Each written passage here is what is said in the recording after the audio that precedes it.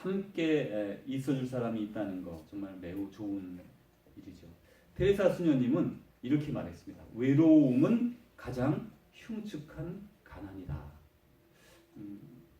가난한, 재정적으로 가난한 것을 넘어서서 외로움이 가장 흉측한 가난이다. 그렇게 말을 했어요. 이 사랑이 없으면 정서적으로 파산한 것과 다름이 없죠. 또 함께 한다는 거, 좋을 때나 어려울 때나 함께 할 사람이 있다는 거, 그건 참 매우 복된 일인 것 같아요. 그래서 우리 오늘 옆에 계신 분들과 인사를 나누려고 그래요. 우리 식구분들로 아무나도 우리 함께 있어 주어서 감사합니다. 우리 같이 인사 나누겠습니다. 함께 있어 주셔서 고맙습니다. 함께 있어 주셔서 고맙습니다. 함께 있어서 감사합니다. 우주 만물을 창조하신 삼위일체 하나님은 말씀으로 이 세상을 창조하셨잖아요. 그래가지고 이제 그 속에 인류를 창조하시고 또 우주 만물 가운데 인류는 제일 마지막에 만들고 하나씩 하나씩 탁 만드셨는데 대충 성의 없이 만드신 게 정말 없어요. 우리 사람의 눈을 보기에는 바퀴벌레는 왜 사는가? 뭐 젊은 우리 어린 아이들 뭐 징그러울 때 그런 말 하잖아요. 벌레는 왜 사나? 개미는 왜 사나? 더 특별히 중남부 지역으로 오면 털마이트는 왜 살아가지고 집을 고생시키나? 그런 생각이 드는데 그것들이 없으면 전 세계가 쓰레기 더미가 된다고 합니다. 물론 밀림 같은 데서도 그 개미들이 다 이렇게 나무를 갉아먹어야 분해가 되고 다 살 수 있고요. 쓰레기 같은 것들도 마찬가지고 많은 것들이 그런 분해하는 것들 우리가 보기엔 징그럽고 그렇게 보이지만 그것들이 하는 일들이 아주 대단하다는 거죠. 그래서 우리 눈에는 좀 이게 왜 있을까 그런 생각을 하지만 하나님은 실수나 오차 없이 이 피조물을 만들어 주셨는데 그 중에 특별히 그런 걸 다 만드시고 계획 가운데 사람을 가장 나중에 만드시죠. 남성을 만들고 그리고 남성의 갈빗대를 그걸 통해서 여성을 만들게 되면서 가장 그래서 이제 세련되고 아주 완전한 작품이 여성이겠죠. 남성은 그 전에 재질로 만드는 흙으로 만든 것이고 여성은 남성의 흙으로 빚어서 만든 것에서 만들었으니까 더 이렇게 훨씬 더 세련된 것 같아요. 생김새나 뭐 다 이렇게 머리도 그렇고 등에도 그렇고 아주 여성들이 이렇게 그런 고급품인 것 같아요. 그런데 그 성경에 이렇게 보면 이 하나님이 피조물 중에 이렇게 많은 것들을 다스리도록 사람을 세워주셨다고 그렇게 말씀하셨거든요. 다스린다 하는 게 이제 우리 한국말로는 어감이 이렇게 옛날 임금들이 사또가 고을을 다스릴 때는 참 이렇게 나쁜 분들도 많았잖아요. 변사또를 위시해서. 그리고 그때는 우리가 좀 더 연구해 보면 너무나 양민들이 고생을 많이 했더라고요. 뭐 이런저런 면으로 학대당한 건 이루 말할 수 없는 특별히 노비 같은 건 태어난 게 정말 그 인생에 정말 고통이었던 때를 살았잖아요.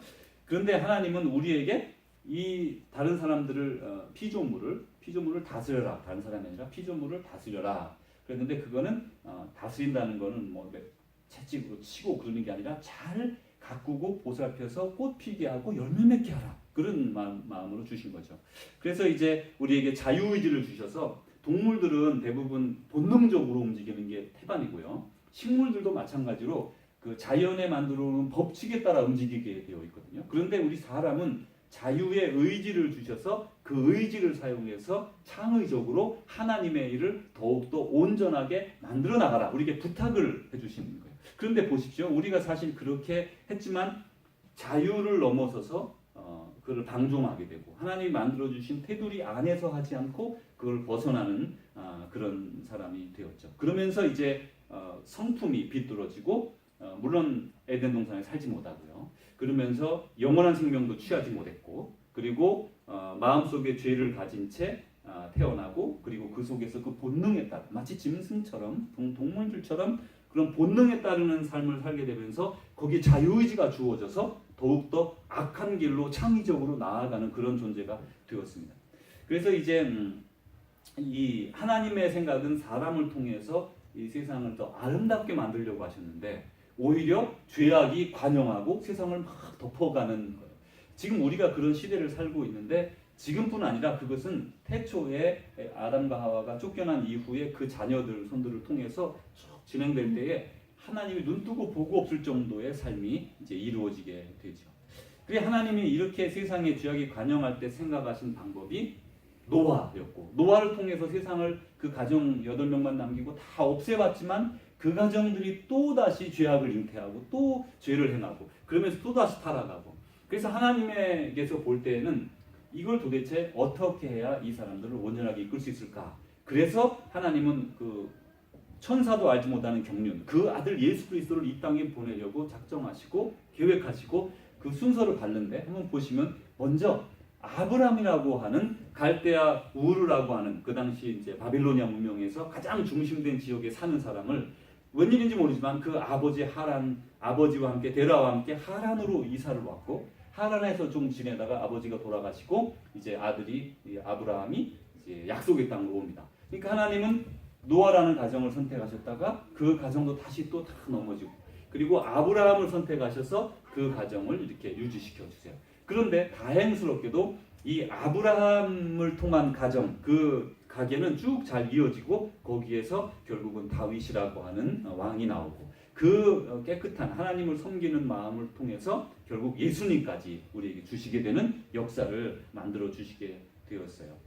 그런데 이제 하나님이 어린아이와 같은 우리 유대 민족에게 이제 각자에 맞는 그런 그 발달 단계가 있지 않습니까? 그러니까 유대 민족이 이렇게 하나님을 따르는 선민, 선택한 백성이 되었는데 그 백성들에게 시내 산에서 모세를 통해 말씀을 주시죠. 말씀. 그 말씀을 듣고 이제 이 백성들이 그 말씀대로 살아가게 돼요. 근데 제가 그 책에서도 이제 한번 언급을 했었는데, 네, 그 하나님께서 시내 산에 백성들이 시내 광야에 탁 모여 있고, 그리고 모세와 여호수아가 같이 이제 올라가고 또 70 장로들은 그 주변에 있고 이제 그 더 이상 올라오지 마라 하고 이제 둘레를 탁 치고 올라갔잖아요.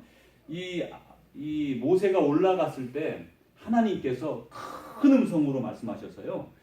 그 위에 산 꼭대기에 번개와 우레가 우렁컹컹컹컹 하면서 막 그 연기가 막 검은 연기가 모이고 하면서 하나님이 직접 십계명을 말씀하세요. 성경에 그렇게 말씀을 합니다. 하나님께서 직접 모세는 그 앞에 있지만 직접 막 말씀을 하시니까 밑에 있는 사람들이 너무나 무서운 거예요. 우리로 치면 막 우르릉 꽝꽝 하면 좀 무서울 때 있지 않습니까? 가끔 이렇게 집에 앉아 있을 때는 뭐 별거 아니지만 너무 가까이 막 이렇게 번개치고 그러면 정말 무섭지 않습니까? 한 번은 제가 피츠버그에 있는 어떤 여학생이요, 주차장에 차를 세워놓고 예배를 드리고 나왔는데 차에 번개를 맞은 거예요. 그럴 수도 있더라고요. 전 처음 들어봤습니다. 그런 얘기는. 원래 차는 이렇게 전기가 통하게 돼 있다고 제가 배운 바로는 그렇거든요. 전기 맞으면 전기가 이렇게 해서 바퀴를 통해서 땅으로 내려간답니다. 그 일반적으로. 근데 나와 보니까요, 뒤에 바퀴 두께가 완전히 다 타버리고 뒷부분이 탄 거예요, 자동차가. 그래서 막 한때 웃음거리가 되고 막 사람들이 막 너는 하나님한테 벌 받았다 그러고 막 친구들이 막 그런 말해서 막 웃고 그랬는데 이제 그렇게 막 무서운 막 번개 같은 소리가 막 나고 우릉쾅쾅 불이 번쩍이고 그러니까 이 사람들이 전부 다 시내방에서 무서워가지고 이제 그 모세에게 부탁합니다. 하나님에게 말씀하셔서 우리에게 말씀하시지 말라고. 그냥 모세 당신이 듣고 우리에게 전해주면 그 말씀을 따를 테니까 그렇게 해주세요 라고 부탁을 했어요. 그래서 하나님이 그때부터 그래 그러면 내가 너와 대화를 하면서 하나님께서 그 회막을 짓는 방법 또 재료 뭐 등등을 하나하나 세세하게 모세에게 말씀해 주세요. 그러니까 십계명은 하나님께서 직접 말했는데 그건 사람들이 들었지만 그 사람들은 너무너무 두려운 가운데 간신히 들었을 것이고 성경에 의하면 그 다음부터는 모세하고 말하게 되는 거예요. 그러니까 이제 그러면서 이제 약간 간접적으로 되지 않습니까? 살아 계시지만 직접 대화하는 것과 이렇게 하나님이 누구를 통해서 말씀하고 그런 방식이 발전하기 시작하죠. 그리고 제사 제도가 발전하고 제사를 통해서 하나님이 이 사람들을 살리고 계속 그렇게 온전하게 보존하기 위해서 이스라엘 백성들에게 제사법을 줍니다. 그러면서 속건제, 속죄제, 또 소제, 또 화목제, 또 이런 제사들을 두시면서 번제 이런 제사를 주시면서 너희가 죄를 지으면 이렇게 해라, 이렇게 해라. 그런데 그 죄 가운데도 우리가 다시 한번 기억할 것은 일부러 지은 죄, 고범죄라고 그러거든요. 네, 그거는 실수로 지은 죄는 또 실수라는 거는 우연히 이렇게 잘못해서 지은 죄 아니고 또 이런 죄도 있어요. 화가 나서 갑자기 막 화가 나서 어떻게 사람을 살인을 했다. 이것하고 고의로 계획을 하고 짜고 모의하고 해서 사람을 해치면 거기에 대한 죄사가 없어요. 그 용서하지 않겠다는 거죠, 하나님께서. 근데 우리 시대의 사람들은 우리가 그렇게 계획하고 도모하고 물론 그 속에도 용서의 가능성이 있다고 보여집니다. 왜냐하면 뭔가 좀 정신이 나가서 그럴 수 있으니까 그 실수라고 인정할 수도 있지 않아요? 사람이 그런 거를. 그러니까 하나님이 그런 면에서 우리는 그것을 실수로 보는 그런 용서에 들어갈 수도 있을 거예요. 그렇지만 하나님은 고의로 지은 죄에 대해서 내가 너 다 용서해 줄게 그렇게 말씀하신 적이 없어요. 그 제사제에서는 그렇게 말씀하세요. 어쨌든 그런 실수로 하고 인정을 하고 어쨌든 그렇게 해서 용서의 제도를 만들어 주셔서 하나님이 그래 그러면 너희들이 죄를 이렇게 실수로 짓고 화가 나서 짓고 막 잘못해서 짓고 이렇게 했을 때 내게 오면 다 용서해 주마. 그러면서 그것도 그냥 말로 용서하는 게 아니고 한 동물의 머리에 뭐 소면 소, 양이면 양, 염소면 염소의 머리에 손을 대고 이렇게 기도를 하죠. 그러면 그 죄가 전가가 되고 그 목을 그 죄진 사람이 따는 거예요. 그러면 이 짐승이 자기 대신 생명을 잃고 죽어가고 그것을 이제 제사장에게 넘겨주고 제사장이 그것을 이제 불에 태워 하나님께 드리게 되었어요. 이렇게 그 죄라는 것을 하나님은 무서워하시면서 그걸 무서워해라. 너희들은 이거를 죄를 멀리하라. 그렇게 진행되어 오면서 이 세월이 오래되면서 이스라엘 백성들이 하나님이 왜 이런 제사법을 주셨고 왜 우리 민족을 선택하셨고 그걸 다 잊어버리고 하나님이 그 말씀하신 제사법만 지키면 되는 걸로 생각하는 거예요. 좀 더 나아가서 율법이라고 하는 것만을 지키면 나는 하나님께 아무 문제가 없다 이렇게 생각하기 시작한 거죠. 거기에 더불어 서기관들은 글자 그대로 그것을 이제 시대마다 해석을 하고 그리고 랍비와 같이 해석을 해서 그 해석을 잘 지키는 사람이 바리새인들이었어요. 다 삼박자가 맞아가지고 서민들은 잘 모르고 시키는 대로 하고 그래서 그냥 따라갈 수밖에 없는 그런 상태로 이렇게 살아가게 됩니다. 그러니까 결국 사랑이 율법으로 대체가 되었어요. 하나님 보시기에는 맞는 건 시킨 대로 하고 있는 건 맞는데 마음은 하나도 없는 거죠. 이제 그런 가운데 하나님께서는 사람들에게 어떤 힘들게 하려고 율법을 주신 게 아니라 사랑하셔서 율법을 주신 것 아닙니까? 그래서 그것이 사랑의 법이었죠.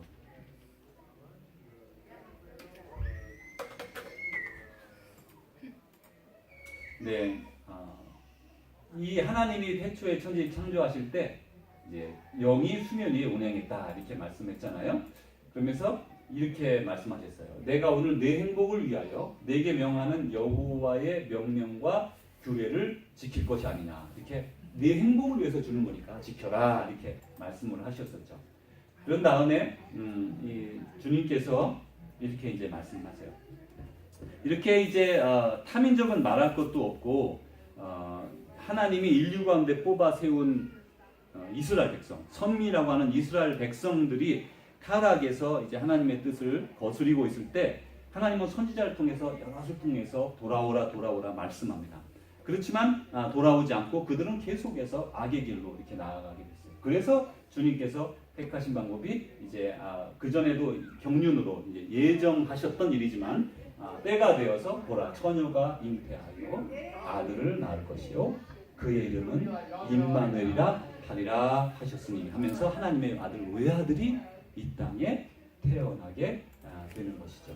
이제 하나님의 아들 외아들이 이 땅에 아기의 몸으로 태어났습니다. 하나님의 끝없는 사랑, 또 사랑 가운데 가장 짙은 사랑, 또 세상의 어떤 것으로도 끊을 수 없는 사랑, 그것이 바로 하나님이 그 자녀를 우리에게 보내주신 바로 그 사랑이죠. 인류를 구원하시기 위해서 택하신 선지자들이 많이 있었는데 그들이 그것을 통해서 되어지지 않았고 이제 하나님께서 가장 소중히 여기는 예수 그리스도 그분을 우리에게 보내주셔서 우리를 구원해 주시는 것이 바로 우리 성탄절이죠.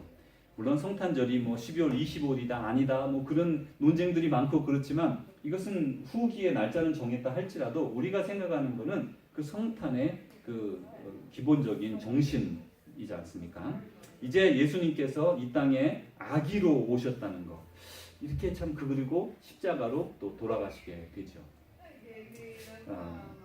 사람은 하나님의 형상으로 창조된 걸 우리가 다 잘 압니다. 하나님의 형상이라는 게 뭘까? 하나님은 우리와 같이 이런 육신의 모습을 가지지 않았잖아요. 영체이시니까 분명히 외관은 아닌 게 확실합니다. 그럼 이제 하나님 우리가 닮은 게 창의성을 주셔서 창의성도 닮았고 또 다스리고 이렇게 매니지하고 섬기고 하는 마음을 주셨어요. 세상의 그 자연 만물 중에 다른 사람을 섬기기 위해 다른 것들을 섬기기 위해만 살아가는 것들이 별로 많지 않거든요. 그냥 자기 본능대로 살아가는 거죠. 근데 사람은 우리가 하나님을 닮아서 섬기고 사랑하도록 그렇게 닮은 면이 있어요. 그래서 이제 우리가 하나님의 형상이 무엇인지 학자들도 정확히 말을 못하고 성경에서도 정확히 말하지 않습니다. 그렇지만 어쨌든 우리는 하나님의 형상을 받았는데 그것이 훼손되었고 일부 깨어졌고 그럼에도 불구하고 우리에게는 하나님의 형상이 여전히 어느 부분인지 모르지만 우리는 가지고 있다고 성경이 말씀합니다. 근데 그 하나님의 형상을 닮은 그것이 꿰지고 훼손되어서 예수님이 다시 이 땅에 오심으로 말미암아 우리 훼손된 하나님의 형상을 완전히 회복시켜 주시는 거예요. 그리고 우리가 생각할 때 이렇게 두 가지로 사람들이 생각합니다. 하나는 하나님이 우리에게 오셔서 예수님을 우리에게 보내셔서 우리가 예수님을 믿고 성령의 사람이 되었지만 우리는 완전할 수 없다. 이렇게 생각하는 사람들이 있고요. 육신의 몸을 입었으니까 그럴 수 없다. 이렇게 생각하는 부류가 있고요. 다른 사람들은 성령이 우리에게 임해서 우리가 예수님과 같이 되었기 때문에 그런 성령의 사람으로 온전히 변화되었기 때문에 우리는 이렇게 온전한, 완전한, 퍼펙트한 그런 하나님의 사람으로 살 수 있다. 이렇게 갈라져. 두 개가 다 장점과 단점이 있는데 그렇게 할 수 없다라는 건 누구냐면 바로 장로교의 논리입니다. 이제 우리는 완전히 부패되었고 그런 이제 그 토탈 커럽션 가운데 은혜로 그레이스로 다시 은혜를 입었지만 완전해질 수 없다. 그래서요 장로교에서는 그 마지막을 남겨놓는 거예요. 완전할 수 없다. 그러니까요 완전해야 돼요, 안 해야 돼요? 안 해도 되잖아요, 그죠? 완전 안 해도 되는 거예요. 할 수 없어요. 이렇게 생각을 하는 거예요. 근데 감리교 사람들은 어떻게 생각하냐면 우리에게 자유의지를 주셨다.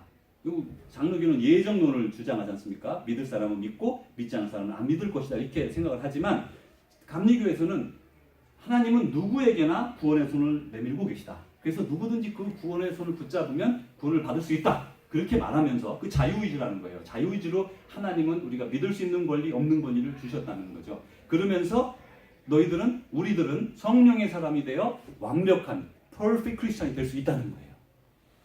그래서 더 퍼펙트하게 할 수 있다 하는 사람은 어떻습니까? 퍼펙트하게 하기 위해서, 완전하기 위해서 애쓰고 노력하는 거죠.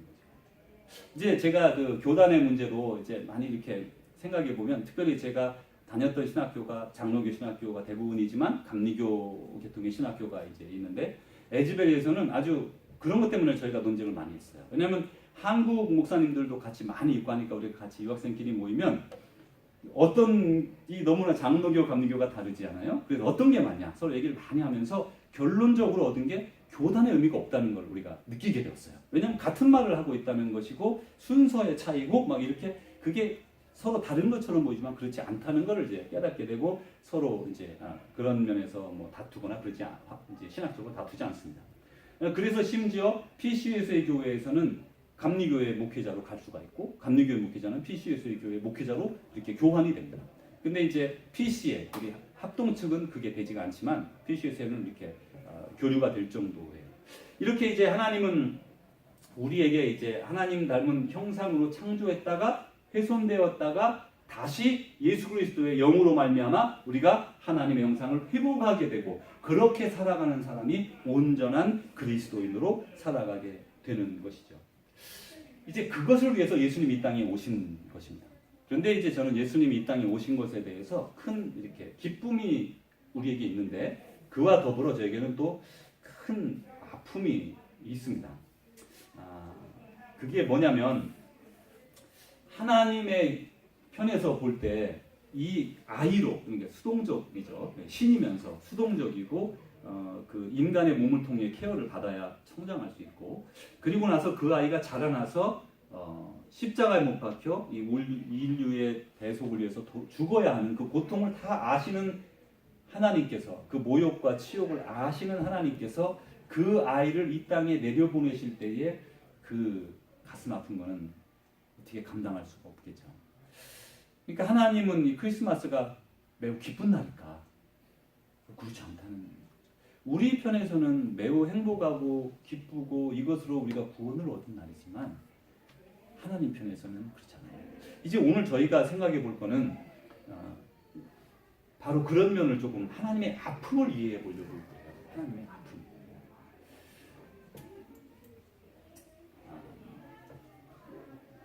하나님은 그 군대에 가면 그런 거 있지 않습니까? 전진 앞으로 그러면서 자기는 뒤에서 자전거 타고 막 가면서 막 그냥 그 중무장하고 걷는 군인들 뒤에서 자전거 타고 따라오는 그런 하사관이나 혹은 어떤 장교나 혹은 전쟁터에서 총알이 빗발치는데 자기는 뒤에 서 있고 사람들더러 앞으로 가라고, 사병더러 앞으로 가라고 소리 지르고 자기는 참호에 숨어 있는 이런 모습을 가진 그런 지도자가 있습니다. 또 한편 어떤 사람은 자기가 먼저 앞서 나가서 나를 따르라 하면서 그 적진으로 뛰어들어가는 그런 지도자가 있어요. 누구의 목숨이든 다 소중하지 않습니까? 그죠? 자기의 목숨만큼 세상에 소중한 게 어디 있겠어요. 그런데 우리 주님은, 하나님은 이렇게 공격 앞으로 이렇게 말씀하는 게 아니라 나를 따라와라 그렇게 말씀하시는 분인 걸 우리가 알 수가 있죠. 자기의 아픔을 감수하고서 인류를 구하시려고 사랑하는 독생자 아들을 이 땅에 보내시는 그분이 바로 우리 하나님 아버지이시죠. 춥고 눅눅한 겨울, 이제 이 안락한 집을 떠나서 베들레헴이라고 하는 마국간에서 태어난 또 동물의 먹이통에 누여지고 또 뭐나 대단히 있었겠습니까? 그런데 그분은 바로 우리를 위해서 이렇게 내려오셨거든요. 그 아버지의 마음, 아픈 마음, 우리가 감사함으로 다시 한번 이렇게 받아야 되겠어요. 기쁨이 우리 가운데 가득 차지만 그 가운데 하나님에 대한 감사, 그것을 잊지 말아야 하리라 이렇게 생각을 합니다. 하나님이 임마누엘을 말을 한 것인데 이를 번역한즉 하나님이 우리와 함께 계시다 합니다. 하나님이 우리와 함께 계시기 위하여 이 땅에 내려오신 것이죠. 여긴 혹시 어디냐면요. 이렇게 보면 어딘지 모르실 수 있을 거예요. 여기가 그 선교사 양화진 선교사 묘지입니다. 그 중에 일부분입니다. 제 기억으로 맞다면 이게 언더우드 묘 같아요. 언더우드가 있는 식구들이 많거든요. 그래가지고 자녀들이 계속 여기 다 이렇게 묻혀가지고 이게 좀 큰 게 있어요. 그냥 제가 제 기억으로 그렇습니다. 여기 보면. 그래서 이제 아주 넓게 자리 잡고 있는데 이 중에 이제 가슴 아픈 참 선교사님들이 많이 이렇게 풍토병으로 돌아가셨어요. 풍토병으로. 요즘은 조금 나을 거예요. 옛날보다. 이때는 약도 약했고 배를 타고 와야 됐기 때문에 막 6개월씩도 걸리고 그랬답니다. 한국에까지 오는데. 짧게는 4개월에서 6개월. 요즘은 얼마 걸리는지 아시죠? 다 잘 하시니까 운송 관계된 걸 많이 하시니까. 요즘 배가 열흘 정도 이내로 온다 그러더라고요. 한국에서 여기 LA까지. 제가 그 말 듣고 정말 놀랐습니다. 정말 빨리 온다. 근데 그때는 4개월에서 기본적으로 6개월이 걸렸다고 그래요. 언더우드 아펜젤로 선교사님은 이렇게 6개월 그런 식으로 왔다고 그러거든요. 여긴 이제 뭐냐면 오른쪽 들어가서 오른쪽 구석에 있는 묘 자리인데 여기는 이거보다 훨씬 더 많습니다. 여기에는 그 어린 아이들 그러니까 와서 이제 아기를 낳는데 보통 선상에서 나서 많이 죽었죠. 아이들이 오다가 아기를 낳기도 하고. 근데 이제 와서 아기를 낳는데 풍토병으로 죽거나 여러 가지 질병으로 그때 이질 같은 것도 많았어요. 그런 거 잘 못 잡았죠. 그런 걸로 적응하지 못하고 아이들이 죽은 선교사님들 아이 묘지인데 수백 개가 있습니다. 이게 이제 이렇게 제정신이 아닌 사람들이죠. 한편 특별히 그 선교사님들 중에는 그 똑똑한 분들이 되게 많았습니다. 한국은 예전에 이제 성서 학원으로 시작해서 목회자들이 됐지만 미국에서는 이제 목회자들이 대학을 나오고 대학원을 마치고 오기 때문에 공부를 많이 한 사람들이 오게 되는 거예요. 그래서 그런 분들은 또 미국에도 자리가 없었습니다. 미국에도 자리가 없었다는 목회자가 적었습니다. 그래서 미국에서도 목회자가 많이 필요해서 이렇게 교회에서 목회자들을 모시려고 애를 많이 썼어요. 그래서 대부분 선교사님들 얘기를 들으면 아주 좋은 대도시의 큰 교회에서 청빙된 경우가 상당히 많았습니다. 그런데 그분들 다 그런 거 멀리하고 이제 이렇게 저 오지의 나라로, 그것도 일본도 아니고 중국도 아니고 큰, 그들은 강대국이잖아요. 그래서 많은 선교사들이 있었지만 한국에는 선교사들을 거의 보내지를 않았습니다. 초기에는. 심지어 한국은 선교사를 초청해 달라고 이렇게 그 선교 본부에 편지를 보낸 나라가 한국이에요. 안 보내니까. 그렇게 한국은 물론 일제 강점하에 있기도 했지만 많은 나라에서 볼 때 한국은 이렇게 버려진 나라, 이제 회생하기 어려운 나라, 일본에게 속국이 될 가능성이 있는 나라, 이런 식으로 정치적으로 해석을 했던 것 같아요. 그래서 일본에는 수백 명 선교사가 있을 때 한국에는 선교사가 한 분도 없었습니다. 이제 어쨌든 그래가지고 이렇게 한국으로 찾아온 알렌 선교사님 의사셨고, 또 언더우드 아펜젤러 장로교, 또 감리교 선교사님 한 분씩 이렇게 처음에 들어오고, 그리고 우리나라에 와서 이렇게 많은 희생을 감당했죠. 자, 이제 말씀 마치려고 그래요. 형제와 이웃이 어려움에 닥쳤을 때 마음을 다해 사랑하는 방법이 여러 가지가 있어요.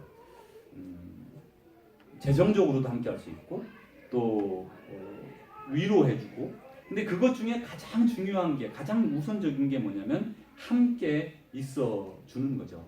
부모님이 소천해서 이렇게 외로움 가운데 그런 위로가 필요할 때 뭐 다른 말이 뭐가 필요합니까? 가서 그냥 손 한번 잡아주고 이렇게 그와 함께 있어 주는 것, 유가족과 함께 해주는 것으로 충분히 위로가 되는 것이죠. 예수님은 바로 우리를 위해서 우리와 함께 하시려고 이 땅에 오셨고, 그분이 승천하여 올라가신 이후에도 성령님, 예수님의 영을 우리에게 보내주셔서 우리가 예수님의 사람으로 우리와 함께 해주셨습니다. 이제는 이 세상의 모든 사람들이 예수 그리스도의 사랑 안에서 남남에서 이웃으로 변화되기를 소원합니다. 그게 우리가 되어야 돼요. 우리 때문에 남남이었던 사람들이 이웃이 되어야 되고, 그리고 모르는 사람, 외인, 타인이었던 사람이 형제로, 가족으로 되기를 소원합니다. 왜냐하면 우리는 예수님처럼 그런 일을 하도록 부름을 받았기 때문에 그렇습니다. 사실 요즘 마음은 가난한 사람들이 많지만요, 사람들이 겉으로는 전부 다 강한 척하는 세대에 살아가지고 이 사람이 힘든지 어려운지 잘 몰라요. 정말 잘 몰라요. 표현 정말 안 하는 것 같아요. 특별히 한인들은, 여기 온 분들은 제가 여태까지 봐서 조금 모자란다 이런 건 제가 본 적이 없어요. 미국에서. 그만큼 미국 사회에 랭귀지 배리어가 있잖아요. 영어라는 걸 기본적으로 해야 먹고 살 수 있다는 걸 그분들이 알고, 용기도 있고, 그리고 이제까지 그분들의 살아온 인생 속에 그런 자신감을 가지고 미국으로 오기 때문에 미국에 사는 사람 중에 좀 들떨어진다 그런 분 정말 보신 적 있어요? 정말 드물어요. 다 강한 거예요. 근데 일은 마음대로 안 되죠. 자기 생각대로 안 되는 일은 또 상당히 많습니다, 미국에. 그러니까 그런 분들이 마음이 이렇게 자존감이 낮아지고 화를 많이 내게 되고 힘들죠. 근데 그런 분들을 가까이 가지고 도와주는 게 참 어려워요. 참 어려워요. 그렇지만 우리는 그 방법을 찾고 그런 사람에게도 끝없이 이렇게 사랑을 주고 나누는 게 주님의 방법이라고 생각합니다. 오늘 우리는 믿는 사람이든 믿지 않는 사람이든 사랑과 존경의 마음을 가지고 이렇게 나아갔으면 합니다. 우리 교회 세워진 목적이 그거잖아요. 주님과 함께하고, 또 우리 교회 식구가 하나가 되고, 그리고 이웃들을 정말 우리 친가족처럼 섬기는, 여러 가지 면으로 섬기는 그런 걸 위해서 우리가 부름을 받았죠. 우리 장 바니어라는 사람이 Becoming Human 이라는 책에서 이렇게 말했어요. 소외되고 고독한 사람들과의 관계 회복을 위한 7가지 조언을 했습니다. 먼저 표현하기. 보통 표현 안 하면 다 알겠지. 그렇진 않죠. 그죠? 잘 모르죠. 특별히 남인 경우에 더더욱 그렇습니다. 이해하기. 다른 사람의 마음을 이해해야 되죠. 잘 어려운 일이죠 우리에게. 표현하기. 이게 다시 얘기했죠. 의사 전달하기. 이거는 표현하기하고 비슷하지만 내 마음에 있는 것들을 이렇게 전달하는 그런 것이. 또 축하하기. 자, 막 기쁠 때 많은 사람들이 기뻐해 줄 때 에이 나는 뭘 뭐 내가 안 해도 저기 뭐 사람들 다 그렇게 생각하지만 그래도 축하할 때는 이렇게 함께 기뻐해 주는 게 참 좋은 것 같아요. 그래서 저도 이제 그 페이스북 같은 거 보면 막 어떤 사람은 막 170, 180, 200번씩 막 축한다고 그러고 사람들이 막 좋아요 막 눌러도 제가 또 그럴 때도 같이 누르고 그래요. 저도 마음이 있을 때 남들이 봐서는 오 몇백 명의 막 좋아요가 있는 건 친구가 많은 거거든요. 그렇지만 나도 마음으로 함께 축하해주는 한 명일 때도 함께 축하해주는 이게 참 축하하는 게 쉽지 않잖아요. 힘을 주기 격려하고 힘을 주는 거예요. 이웃과 함께 나누기 이제 우리가 가진 것으로 나누는 것이고요. 용서하기 이렇게 일곱 가지를 그런 사람들과 나누는 그런 관계 회복을 위한 일곱 가지 조언이라고 말했습니다.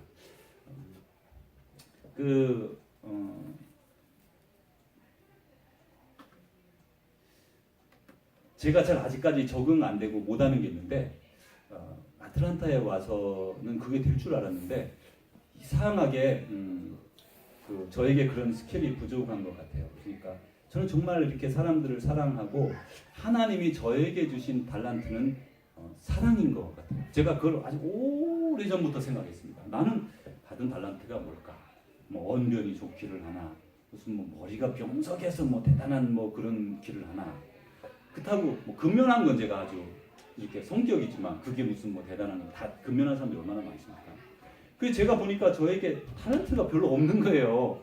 그렇다고 기타도 제가 아주 막 어렸을 때부터 쳐가지고요. 제가 중학교 2학년, 1학년 넘어부터 막 기타를 배웠어요. 형들이 있어가지고 일찍 배웠는데 제 친구들 제가 다 가르쳐 줬는데요. 제 친구들이 저보다 다 잘 쳐요. 제가 제일 먼저요.